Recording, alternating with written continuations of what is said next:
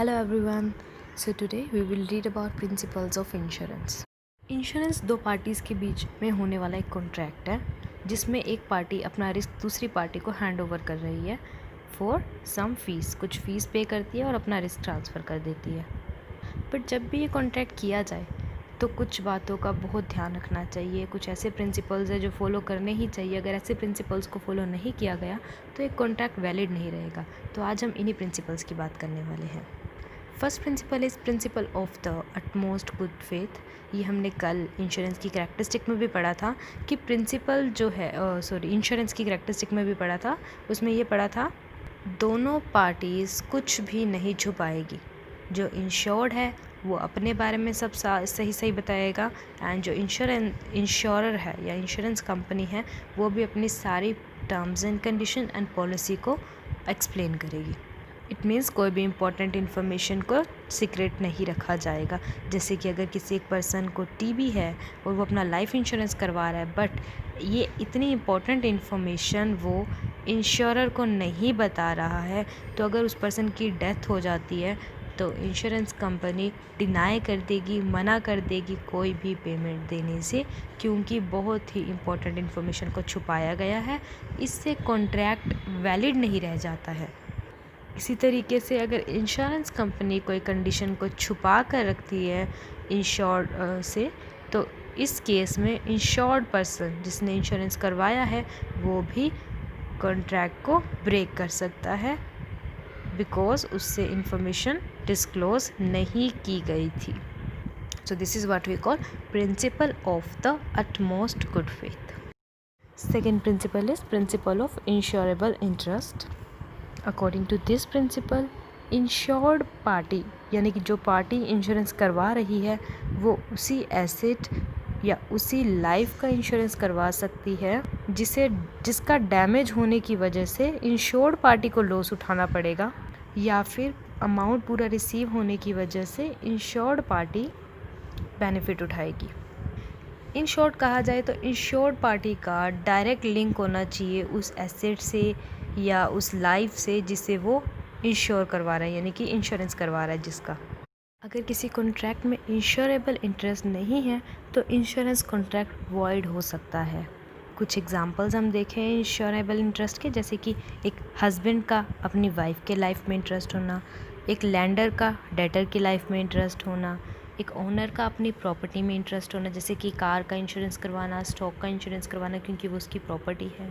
But कुछ जगह पर इनका जो ये इंश्योरेबल इंटरेस्ट है इसकी कंडीशन अलग अलग है। जैसे हम पढ़ते हैं एक फर्स्ट पॉइंट पे लिखा है in case of life insurance a husband gets his wife insured. अगर हम लाइफ इंश्योरेंस की बात करें तो एक हस्बैंड ने अपनी वाइफ की लाइफ को इंश्योर करवाया but later on he divorces his wife. बाद में उसने अपनी वाइफ को डिवोर्स दे दिया। With this divorce he doesn't have any insurable interest in his farmer wife. यानी अब जब उसकी वाइफ नहीं रही, वो डिवोर्स हो गया, तो अब उसका अपनी वाइफ जो उसकी वाइफ थी उसकी लाइफ में कोई इंटरेस्ट नहीं रह गया। तो क्या ये कॉन्ट्रैक्ट वॉइड हो जाएगा? नहीं, लाइफ इंश्योरेंस के केस में ये कॉन्ट्रैक्ट वॉइड नहीं माना जाएगा। लाइफ इंश्योरेंस कहती है कि अगर इंश्योरेबल इंटरेस्ट बस इंश्योरेंस पॉलिसी लेते हुए होना चाहिए। जब ये पॉलिसी ली थी तब वो उस पर्सन की वाइफ थी और इसलिए उसने इंश्योरेंस करवाया था। तो लाइफ इंश्योरेंस के केस में ये डिफरेंट बात है। बट अगर हम बात करें फायर इंश्योरेंस की या मैरीन इंश्योरेंस की, तो फायर इंश्योरेंस में तो जब इंश्योरेंस पॉलिसी ली जाती है उस वक्त भी और जब लॉस होता है उस वक्त भी, दोनों टाइम ही पार्टी का इंश्योरेबल इंटरेस्ट होना ज़रूरी है। बट मैरीन इंश्योरेंस में उस वक्त पार्टी का इंटरेस्ट होना ज़रूरी है जब लॉस होता है या डैमेज होता है। ये आप आगे इन डिटेल पढ़ेंगे, फ़िलहाल अब इतना ही लर्न कर लीजिए। Third one is principle of indemnity. According to this principle insurance company उतना ही पे करती है जितने का लॉस हुआ है। आप इंश्योरेंस के द्वारा प्रॉफिट अर्न नहीं कर सकते हो। बस ये जो प्रिंसिपल ऑफ इंडेमनिटी है ये लाइफ इंश्योरेंस में अप्लाई नहीं होता, क्योंकि लाइफ इंश्योरेंस में तो डेथ नहीं होती। अगर मैच्योरिटी डेट आ जाती है तो फुल पेमेंट विद इंटरेस्ट मिलती है, राइट। बट बाकी सब इंश्योरेंस में ये प्रिंसिपल ऑफ इंडेमनिटी अप्लाई होता है। तो आपको ध्यान रखना है प्रिंसिपल ऑफ इंडेमनिटी कहाँ अप्लाई नहीं होता, लाइफ इंश्योरेंस में। तो प्रिंसिपल ऑफ इंडेमनिटी कहता है कि आप उतना ही लॉस जो उतना ही अमाउंट इंश्योरेंस कंपनी से रिकवर कर सकते हो जितना कि लॉस हुआ। सपोज़ करो आपने 70,000 रुपीज़ का इंश्योरेंस करवाया हुआ था, बट फायर की वजह से लॉस हुआ 50,000 रुपीज़ का। क्योंकि आपको लॉस 50,000 रुपीज़ का हुआ है, इसलिए इंश्योरेंस कंपनी आपको 50,000 रुपीज़ ही पे करेगी, चाहे आपने 70,000 रुपीज़ का इंश्योरेंस ही क्यों ना करवाया हो। अगर हम सेम एग्जांपल सोचें और मैं ये कहूँ कि आपने 1 लाख का इंश्योरेंस करवाया हुआ था, even though you will only receive 50,000 rupees. एक सेकेंड कंडीशन और देखते हैं। अगर आपने 50,000 रुपीज़ का गुड्स आपने सिक्योर करवा रखे थे, बट आपने इंश्योरेंस जो लिया हुआ था वो 30,000 रुपीज़ का था। देखो अब इंश्योरेंस 30 का था, फायर 50,000 पे लगी, तो इस केस में इंश्योरेंस कंपनी आपको ओनली 30,000 रुपीज़ देगी, क्योंकि आपने जो इंश्योरेंस लिया था वो 30,000 अमाउंट तक का लिया था। इंश्योरेंस कंपनी ने जो सम एश्योर्ड दिया था वो 30,000 रुपीज़ का था। दैट इज़ वाई चाहे लॉस आपको 50,000 का हो चाहे 1 लाख का हो, डजेंट मैटर, इंश्योरेंस कंपनी 30,000 ही पे करेगी। Fourth one is principle of warranty. Warranty का मतलब है कि जो इंश्योर्ड पार्टी है जिसने इंश्योरेंस करवाया है वो सारी टर्म एंड कंडीशंस को फॉलो करेंगी। अगर ऐसा नहीं करती है इंश्योर्ड पार्टी तो इंश्योरेंस कॉन्ट्रैक्ट वॉइड हो जाएगा, ख़राब हो जाएगा या कैंसिल हो जाएगा। तो वारंटी 2 टाइप्स की बताई गई हैं, express warranty and implied warranty. Expressed warranty का मतलब है जो क्लियरली एक्सप्रेस की गई है इन पॉलिसी में जो बिल्कुल रिटन फॉर्म में है, बिल्कुल क्लियरली एक्सप्रेस की हुई है, उन्हें बोलते हैं एक्सप्रेस वारंटी। इम्प्लाइड वारंटी होती है जो अपने आप लागू होती है, जिसे बताने की ज़रूरत नहीं है, जो नेचुरल है। So that is why these are not written and mentioned in insurance policy, but still they are to be followed. There are some exceptions regarding principle of warranty. First is after entering into a contract, any newly formed law holds it void to fulfill the contract. यानी कि अगर contract में आने के बाद, contract हो चुका है, उसके बाद कोई नया लॉ आ गया है जो हमारे कॉन्ट्रैक्ट को सपोर्ट नहीं कर रहा है, तो कॉन्ट्रैक्ट आपका ऑटोमेटिकली वॉइड हो जाएगा। सेकेंड इज़ अगर इंश्योरर ने इंश्योर्ड पार्टी को फ्री कर रखा है from fulfilling the insurance contract, in that case also principle of warranty apply नहीं होगा। Fifth is principle of contribution. ये प्रिंसिपल वहाँ अप्लाई होता है जहाँ पर इंश्योर्ड अपनी प्रॉपर्टी को ज़्यादा कंपनीज़ में, ज़्यादा इंश्योरेंस कंपनी में इंश्योर करवा लेता है।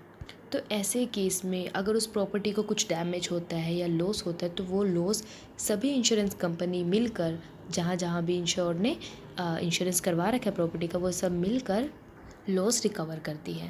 And we should not forget principle of indemnity here. It means उतना ही लॉस रिकवर पेमेंट की जाएगी लॉस की, जितने का लॉस हुआ है, उससे ज़्यादा की पेमेंट नहीं की जाएगी।